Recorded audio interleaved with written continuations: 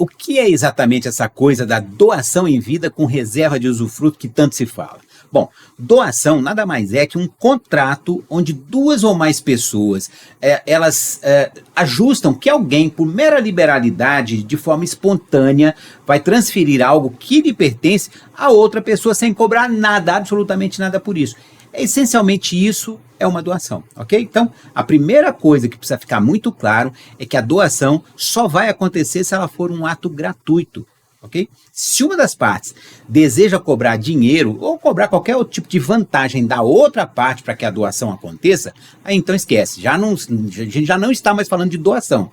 A doação sempre tem que ser gratuita. Segunda coisa importante aqui, quem vai doar tem que ter a intenção de doar, tem que ter a vontade real de doar, e quem vai receber tem que ter, tem que aceitar a doação e tem que aceitar aquilo que está sendo doado. Tá? Sem a conjunção dessas duas coisas aí, também não vai acontecer a doação. Ok? Então, qualquer ato que se pratique que não atenda a essas características que falamos até agora, vai poder ser qualquer outra coisa menos doação. Pode, por exemplo, ser uma operação de compra e venda, pode ser uma consignação em pagamento, pode ser até uma permuta, uma troca, né? Mas doação, ela não vai ser, tá? Então, revisando, para ser doação, tem que ser um ato gratuito, espontâneo por quem doa e aceito por quem recebe, ok? Bom, uma das características mais marcantes da doação é a impossibilidade dela ser desfeita, né? Uma vez realizada a doação, ela não se reverte mais. Bem, aqui de fato, existem algumas poucas exceções aqui a essa regra, tá? E de tão excepcionais que elas são, eu não vou nem entrar muito na questão não, mas passando rapidamente aqui, basicamente são duas as possibilidades de se revogar uma doação. Ela pode ser revogada pela ingratidão de quem recebeu a doação e por inexecução do encargo que foi estabelecido para que a doação possa se aperfeiçoar. Tá? Essas são as duas hipóteses que estão elencadas lá no artigo 555 do Código Civil. Tá? Então, se você tiver alguma dúvida específica sobre essas duas hipóteses de revogação da doação, me manda uma mensagem por aqui mesmo que eu te respondo, tá bom? Então, vamos em frente aqui. O que é que precisa ser entendido é que a doação é um ato irreversível, tá? Então, no direito, a gente chama isso de irrevogabilidade, ok? Irrevogabilidade. Uma vez doado, está doado e ponto final. Não se discute mais isso. E o que é que pode ser doado? Qualquer coisa que esteja na esfera patrimonial da pessoa pode ser doado. Absolutamente qualquer coisa. Tá? Sendo da pessoa, ela pode doar. Então, isso vale para um automóvel, vale para uma casa, vale para um relógio, vale para um terreno, vale até para um prédio inteiro se a pessoa quiser doar, tá bom? Mas veja, apesar de se poder doar qualquer coisa que pertença à pessoa, essa pessoa tem que respeitar certos limites para fazer a doação. E esses limites, eles precisam ser observados, tá? A lei diz que a pessoa não pode doar mais do que ela poderia dispor em seu próprio testamento. Ok? Então, se ela pudesse, se ela vai fazer um testamento, tudo aquilo que ela pode dispor lá no testamento, ela pode doar e não pode doar mais do que aquilo. E o que é que se pode dispor, então, num testamento? No testamento, a parte do patrimônio que ultrapassa a parcela que é destinada aos herdeiros necessários, isso ela pode dispor no testamento. Tá? No direito, essa é a parcela dos herdeiros, a gente chama de parte legítima.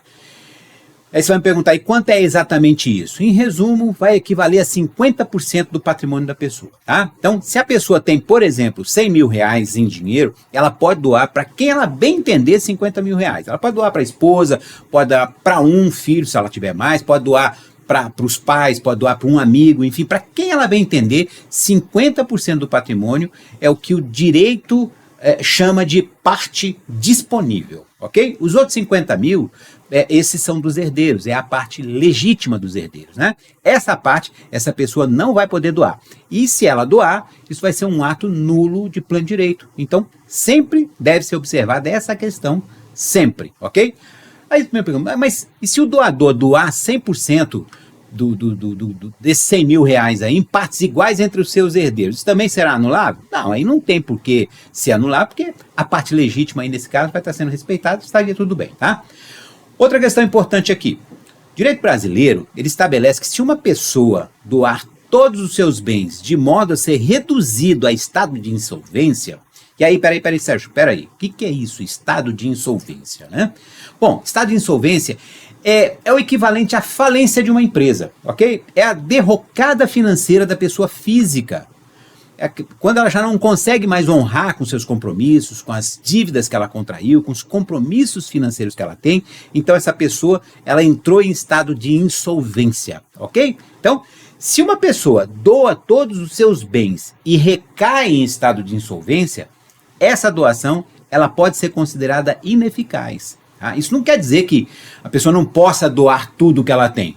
Quer dizer apenas que se ela recair em estado de insolvência, essa doação, ela pode ser questionada. Tá? Aí você vai me perguntar, mas por que isso, Sérgio? Exatamente para evitar que as pessoas ajam de má fé. Imagine você com uma pessoa que deve muito e quer proteger os próprios bens. O que ela poderia fazer?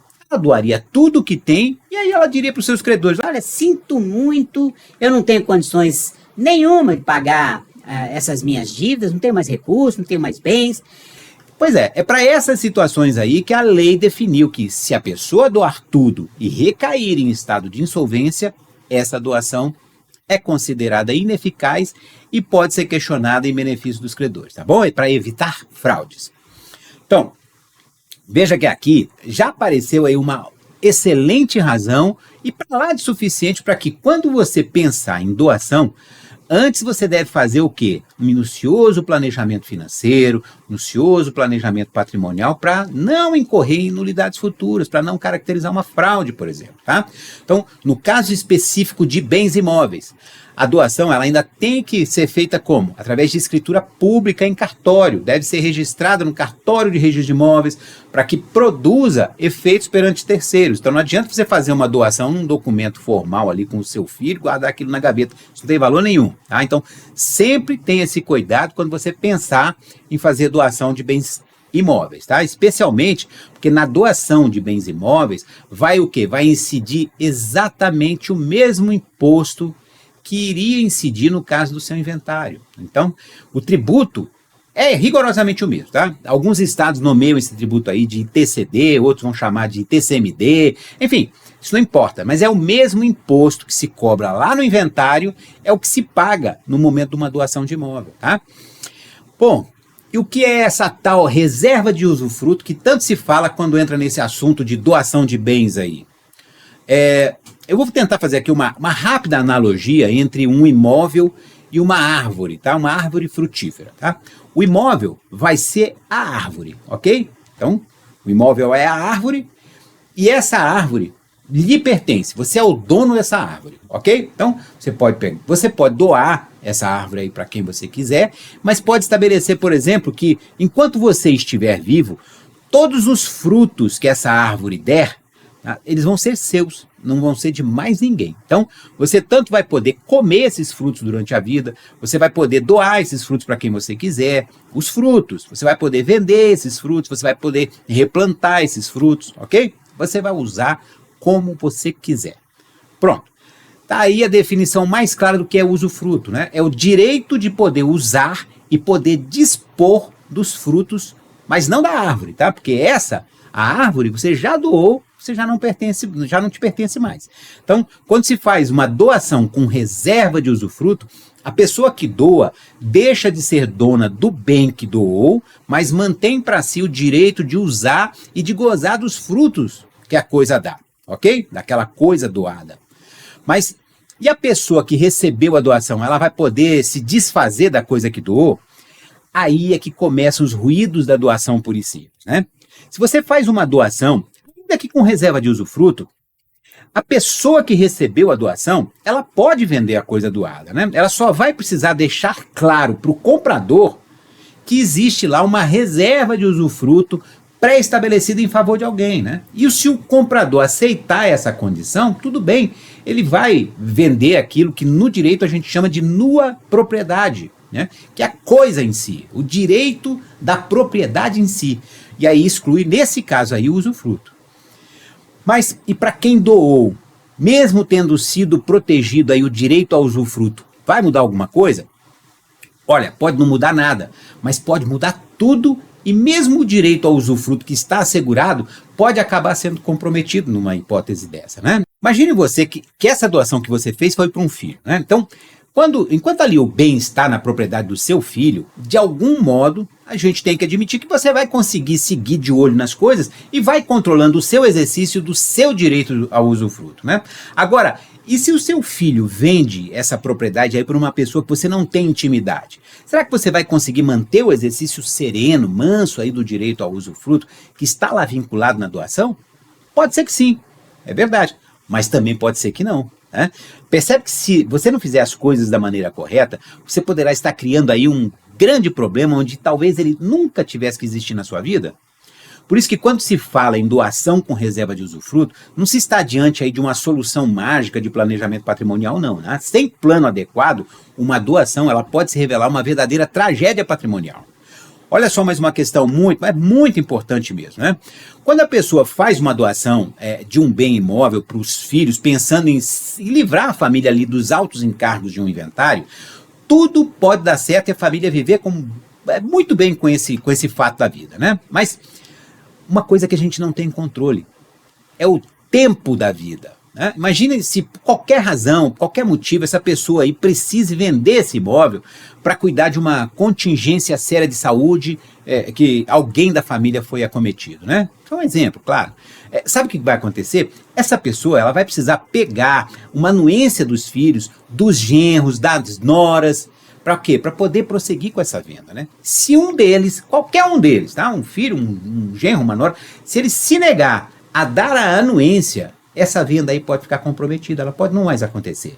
Basta que um filho ou uma das filhas esteja ali em pé de guerra com a esposa ou com o marido para que esse negócio acabe não acontecendo, né? Sabe por quê? Porque os filhos é que eles passaram a ser os donos do imóvel doado. Aí, independentemente do regime de casamento, na hora de passar o imóvel para quem deseja comprar, os cônjuges desses filhos, eles vão ter que anuir com o negócio. Então, muito cuidado até aqui quando estiver pensando em doação, ok? Muito cuidado. Aí você vai me perguntar, mas Sérgio, tem como proteger quem faz a doação? E a resposta é sim, tem como proteger. Quando a gente faz uma doação, a gente pode pensar em estabelecer algumas cláusulas específicas para proteger o doador. Quer exemplos? Cláusula de reversão. Já ouviu falar? Bom, o que prevê? Prevê que se o filho que recebeu a doação morre antes do pai, o bem que foi doado volta para o pai. Já pensou nisso? Isso é muito interessante. É uma cláusula muito importante que precisa ser prevista, né? Mas não é exatamente simples a sua aplicação no caso de uma doação de um bem imóvel, não, tá? Mas é um mecanismo que ajuda a minorar muito alguns diversos problemas que podem decorrer da doação, né? Quer outra cláusula de proteção? Cláusula de incomunicabilidade. Já tinha ouvido falar? O nome parece complicado, né? Incomunicabilidade. O que é que se busca com isso? Evitar que o bem doado vá para o cônjuge da pessoa que recebeu a doação. Né? Então, caso de casamento, de divórcio dos filhos, né? Deve ser utilizada especialmente essa cláusula como uma proteção para o regime de casamento dos filhos. Quer ver outra? Cláusula de impenhorabilidade. Mecanismo que visa o quê? Impedir que o bem seja dado em garantia de obrigações que venham a ser contraídas pela pessoa que recebeu a doação, tá? A pessoa não vai poder oferecer esse bem que foi doado como garantia de dívidas futuras, ok? E nem passadas. Olha aqui, mais outra proteção importante que se pode aplicar. Cláusula de inalienabilidade. O que ela impede? Impede que o bem que foi doado, ele seja alienado a terceiros, né? A gente pode resumir do seguinte, ela impede que o bem seja vendido, né? Especialmente enquanto quem doou esteja vivo. Né? Bom, falando sobre doação, aí aparece a pergunta, né? E a partilha em vida? Ela é a mesma coisa que uma doação? Resposta objetiva, não é a mesma coisa. Né? A doação, a primeira característica, né? A doação ela pode ser feita para qualquer pessoa, sempre aí respeitando a parte legítima dos herdeiros, né? Já na partilha em vida, ela só pode ser destinada para os descendentes, para o cônjuge, para o companheiro, que podem vir a ser contemplados aí numa partilha em vida, né? Então, diferentemente da doação, na partilha em vida, o que se tem é uma renúncia ao domínio dos bens em si, né? Na partilha não se pode impor condição alguma a quem vai receber, nem mesmo se pode restringir o usufruto, né? Transmite-se posse, transmite-se o domínio, transmite-se o gozo pleno dos bens que estão sendo partilhados ali. A partilha em vida, ela na verdade, ela é uma modalidade de sucessão, né? Mas ela é feita em vida, né? Através do quê? De uma escritura pública feita em cartório. É uma característica, ela não precisa obedecer qualquer limite, pode ser feita da totalidade dos bens da pessoa, né? Lá na doação, você precisa respeitar a parte legítima, né? A distribuição entre os donatários na doação, ela pode ser feita de forma desproporcional. Respeitou a parte legítima, o restante, como a gente já viu, pode ser destinado a quem você quiser. Mas na partilha em vida, essa distribuição tem que ser feita entre os sucessores e deve ser equivalente entre todos os beneficiários, né? Você não pode fazer mais para um, menos para outro. Na partilha em vida, todo mundo recebe a mesma coisa, tá? Então, com todas essas colocações, essas características que eu levantei, você pode estar concluindo, então, que a doação em vida, com reserva de usufruto, é uma boa solução de planejamento patrimonial da família, não é verdade? Pois eu vou te dizer, definitivamente, a doação, ela está longe de ser uma boa solução, mas muito, muito longe de ser uma boa solução de planejamento, né? Há métodos muito mais eficientes, muito mais eficazes de planejamento patrimonial que acabam permitindo que os titulares dos bens sigam no controle integral dos seus bens, mesmo promovendo aí a transferência dessa propriedade para quem ele desejar. Além disso, com um bom planejamento, pode-se alcançar índices de economia tributária que, numa doação, jamais você vai conseguir alcançar, né? Na verdade, a doação vai acabar implicando em pagar tributos, se não iguais, muito semelhantes àqueles que você pagaria no caso de um inventário, né? Eventualmente pode ser até mais caro, né? O que torna o ato ainda muito oneroso quando você compara aí com outros métodos de planejamento. Por exemplo, você já ouviu falar de holding familiar? Olha, holding familiar é a perfeita solução para todos esses problemas que a gente acabou de passar aqui nesse vídeo, né? Aliás, eu tenho vários vídeos no meu canal e nas minhas redes sociais, né, falando especificamente de holding familiar. Então, se você está pensando numa doação, eu sugiro que antes de você avançar, dá uma olhada nesses meus outros vídeos, né? Conheça um pouco mais sobre holding familiar, que eu tenho certeza que você vai se surpreender, né? Então deixa o seu joinha, deixa aí o seu like, se inscreva no meu canal, acione aí o sininho para receber notificação sempre que eu postar um conteúdo novo. Compartilhe esse vídeo aqui com quem você acha que precisa saber mais sobre esse assunto. Um abraço!